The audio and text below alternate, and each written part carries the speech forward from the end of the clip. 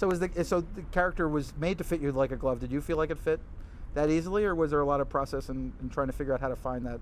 I mean, I certainly relate to how badly she wants to be in control, and how uncomfortable she feels when she's not in control. You know, we react in different ways.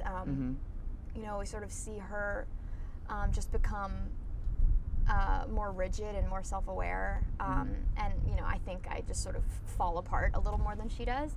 But you know, there are aspects of her personality that I don't get to explore that maybe I would like to. She certainly says what's on her mind more often than I do, and in a way that's really cathartic for me. You know, there's been a lot of things in my life that I never said that I wish that I had, and yelling at George Clooney in a movie like this is, you know, pretty awesome.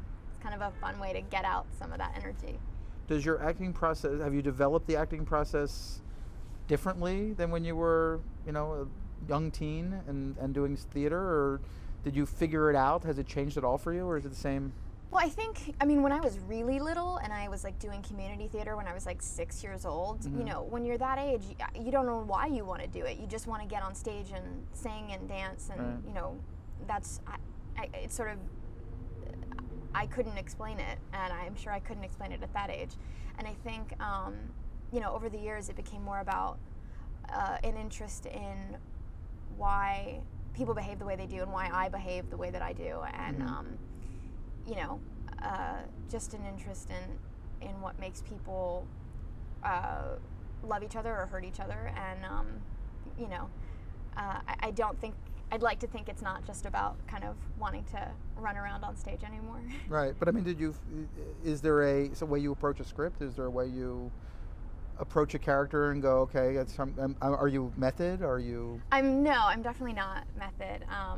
I don't know. I mean, I guess I'm less afraid to kind of revisit scripts. I feel like when I was younger, I was so kind of attached to the idea of my instincts, and now I'm a little less afraid to really pick apart scenes and things like that. But then, you know, working with Jason, it's nice because he's so adaptable, and he has no kind of ego about changing something if he feels like it's not working, and there's that kind of safety net knowing that you're working with someone who's smart enough and humble enough to kind of just recognize if something's not working, and you know, change a scene direction or a line or something to you know, to make it work for you. Is that much improvisation in this movie?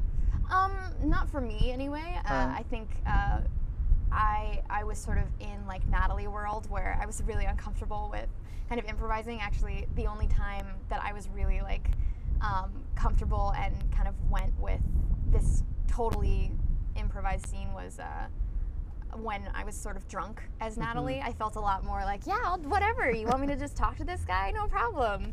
And when I was sort of in like rigid Natalie mode, I felt like we have to stick to the script. I'm really uncomfortable right now. Do you watch dailies? No, actually.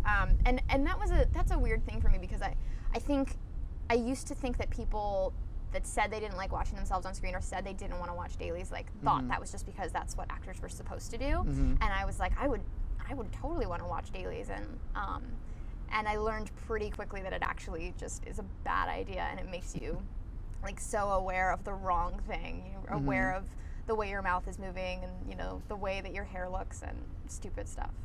So how do you like to be directed? Are you somebody who likes a lot of hands-on? Yeah, I'm certainly not opposed to specificity. Like I think that was also the great thing about Jason, is he's this kind of mix of being so specific and knowing exactly what he wanted, but you know, at the same time being able to work, you know, freely, and also being really open to letting you try it your way, but knowing he has a vision and he knows what's, you know, at least one version of this that's gonna work, and you know, as long as we do it his way once, like, then we have it. Do you feel a little like you're just getting? I mean, I feel. I guess I'm saying putting words in your mouth is not appropriate, but you know, do you feel like you're getting to the part of your career where now you will be able to be more of a collaborator with filmmakers in the future as you get scripts and new projects, or do you not? I mean, honestly, like I feel like I wouldn't want to. I would feel presumptuous if I was just sort of jumping into that kind of thing. I'm still like, I would totally follow a filmmaker's lead. I feel ultimately I've always felt really deferential to filmmakers. And so it seems like something like Twilight is a job, and it's a great job, it's a great opportunity, all of that, and you were terrific in it, but a job.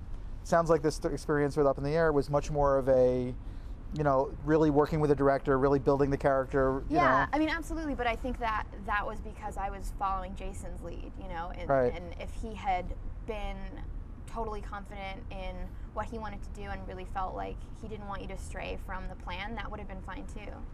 So do you have things that you specifically want to do at this point in your career? You're going, this is the thing I'd love to do this next, I'd love to do that next? Or? No, I really don't. I feel like I'm supposed to have, I get asked that a lot, and I feel like I'm supposed to have like some really great master plan for, what's next, and I have no idea. Well, some actors have, very complex ideas and then usually give them up when they finally achieve something, like some level where they're comfortable again, and then some people really do go with the winds of where things take them. Yeah, I can't really imagine doing anything else. I don't.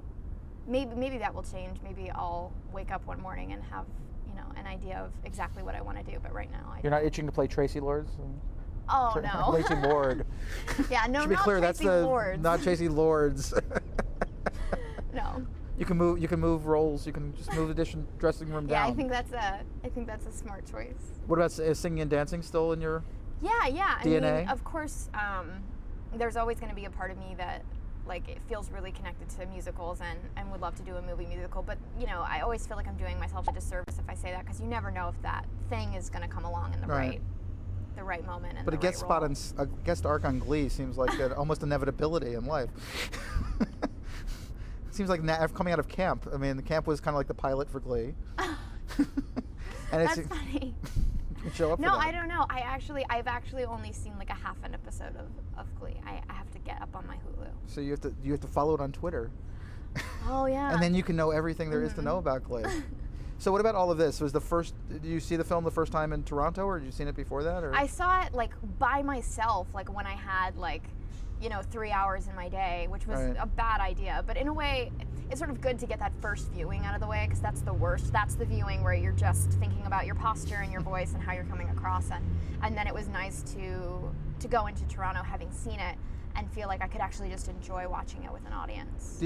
Were you surprised by the rest of the movie that you weren't in? The relationship between the two of them? I mean, certainly I've seen the script and I knew everything that was going to happen, and I was surprised by how moved I was both times by these other storylines. I think it's once I see myself on screen, I kind of seize up. But both times I was really moved by everything that happened when I was off screen. So you didn't go to Telluride? I did not go to Telluride. But then you went out to Toronto. Did you have an inkling at that point of kind of how much love there was building for this movie already? I mean, I had seen some good reviews from Telluride, and that made me really excited to see it again with an audience.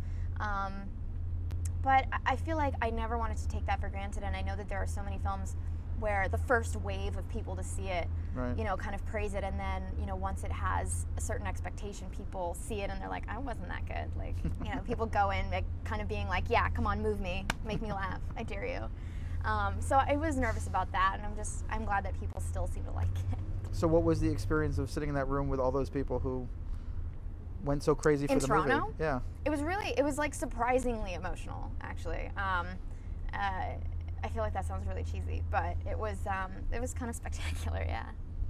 And what did they laugh all the places you expected them to laugh and cry when you expected them to cry? They laugh at Natalie a lot more than I would like. They laugh at Natalie's expense, and I feel so protective of her that it was hard for me to not turn around and be like, what is wrong with you?